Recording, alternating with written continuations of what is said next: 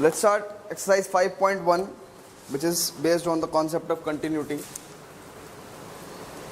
Let's say question number 1. Jagah prove that the function fx is equals to 5x minus 3 is continuous at x equal to 0, at x equal to minus 3 and at x equal to 5. ठीक है? We have to find out that this function fx equal to 5x minus 3 is continuous. Continuous function कौन से बताए थे कल मैंने? Those function are continuous of which we are able to draw the curve without lifting our pen. ठीक है? बिना pen उठाए जिस भी फंक्शन का कर्व हम ड्रॉ कर सकते हैं. That is what? Continuous function. ठीक है? Also अगर किसी पॉइंट पे हमें कंटिन्यूटी चेक करनी हो, किसी भी पॉइंट पे हमें कंटिन्यूटी चेक करनी हो तो क्या करें?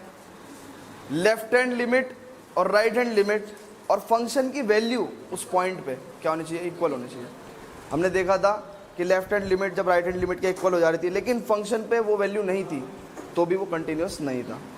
तो तीनों चीज़ें होनी चाहिए. क्या? Left hand limit, right hand limit और फंक्शन की वैल्यू किस पे? उस पॉइंट पे जिस पे हम कंटिन्यूटी चेक करें. They must be equal, all three values must be equal. ठीक है? अब जैसे इसमें f x equal to 5x minus 3, x equal to 0, x equal to minus 3, x equal to 5.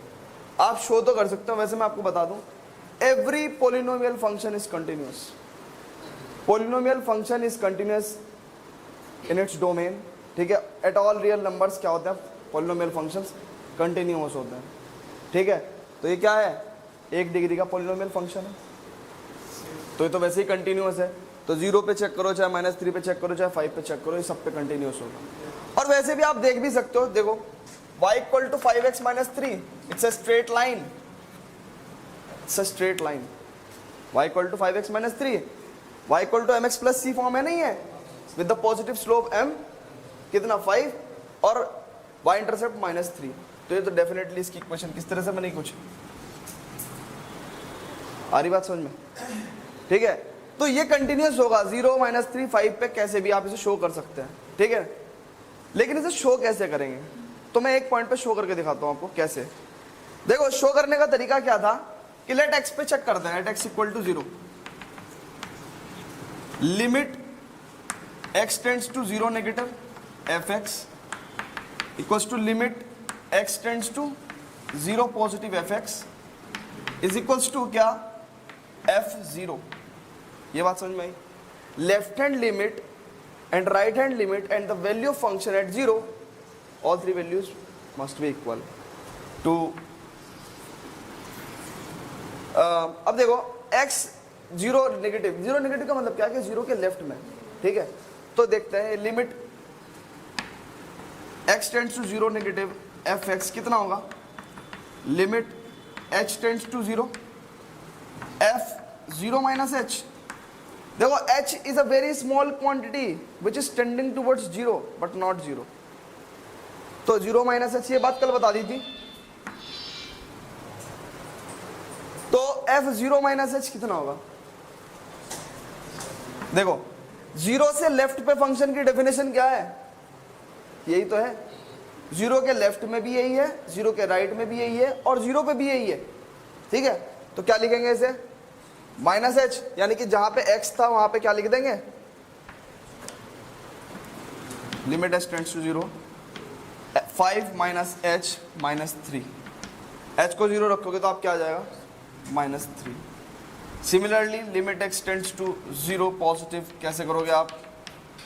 Limit h tends to 0 f0 plus h, यानी कि क्या? Limit h tends to 0.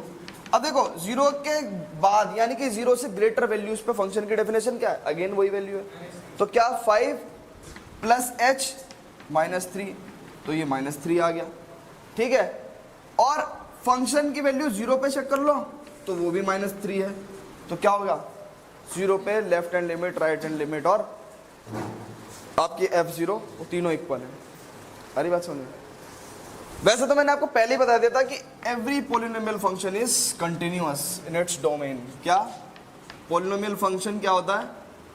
Continuous होता है at all real numbers. Polynomial function is continuous at all real numbers.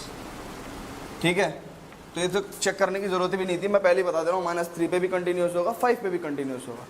ठीक है, let's take another example, another question, that is question number 2। उसने कहा examine the continuity of the function f(x) = 2x² - 1 at x = 3, at x = 3। Again अब क्या इस function को continuity examine करनी है हमें।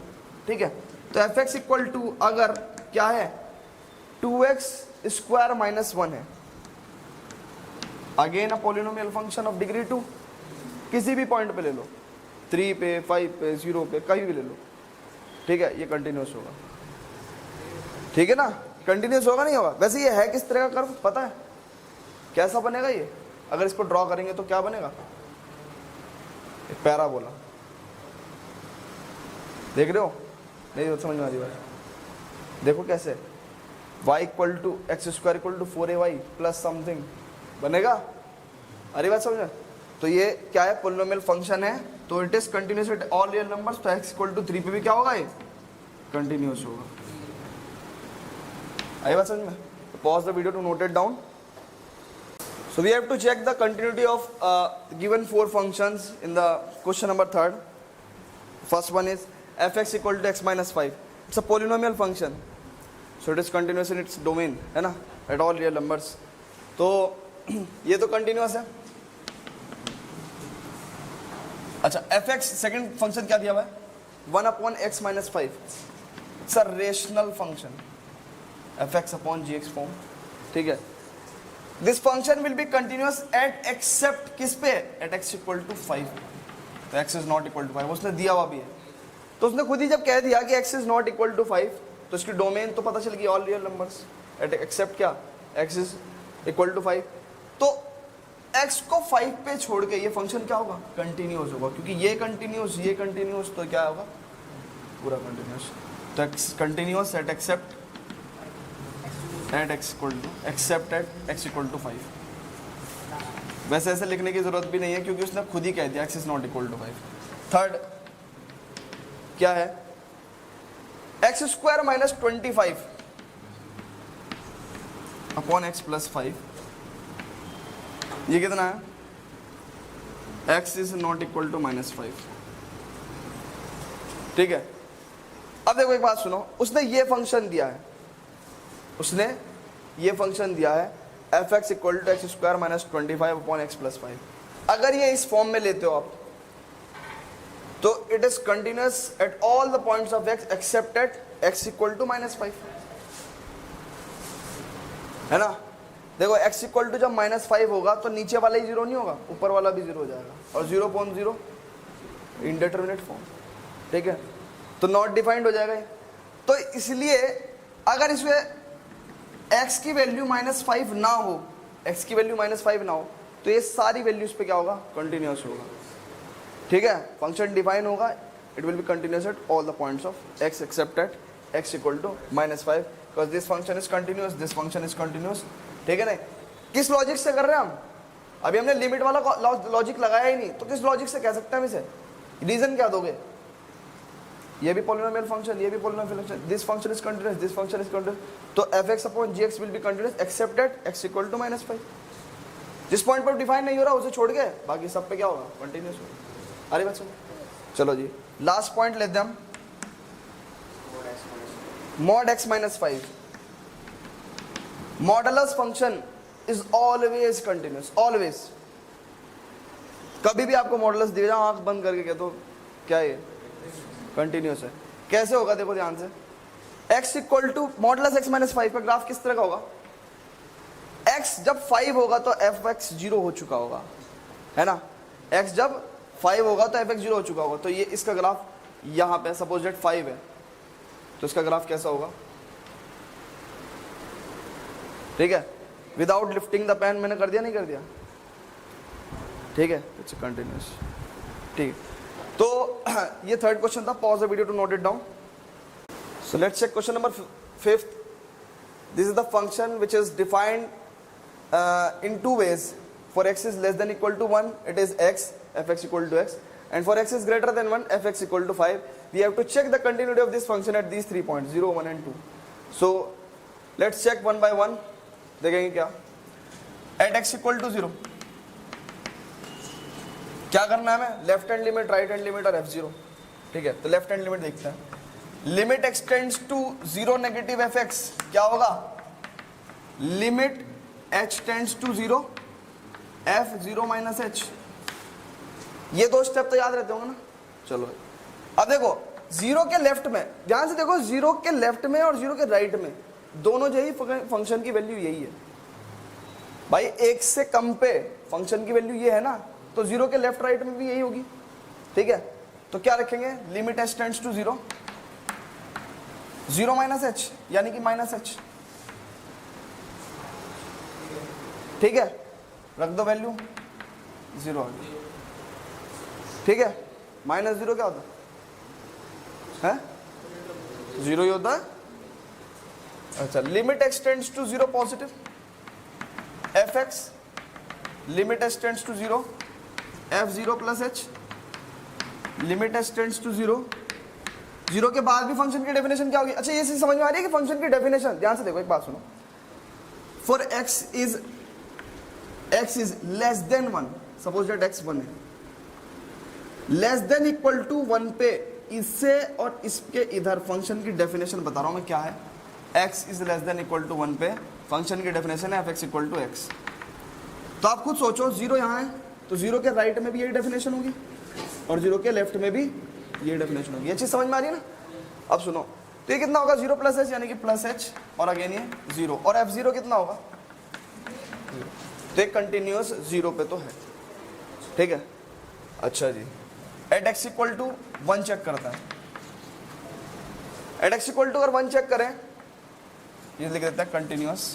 क्यों, पता है आपको, ये और ये और ये इक्वल होना चाहिए. Limit x tends to 1 negative fx कितना होगा, limit h tends to 0 f1 minus h. देखो 1 के लेफ्ट में डेफिनेशन क्या है, क्या हुई बैंक, 1 के लेफ्ट में क्या डेफिनेशन है, बिल्कुल सही, fx इक्वल टू x, तो लिमिट h टेंड्स टू 0. और देखो जहां पे, ध्यान से देखो, fx इक्वल टू x थे, ठीक है, f1 इक्वल टू 1 होगा, f1 माइनस h कितना होगा, 1 माइनस h, तो क्या लिखते हैं 1 माइनस h, और अगेन h इक्वल टू 0, तो कितना हो गया 1.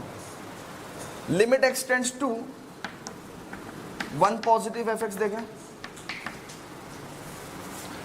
तो कितना हो जाएगा, limit h tends to 0 f1 plus h, 1 से ज्यादा पे फंक्शन की वैल्यू 5 है, तो limit h tends to 0 5, answer 5.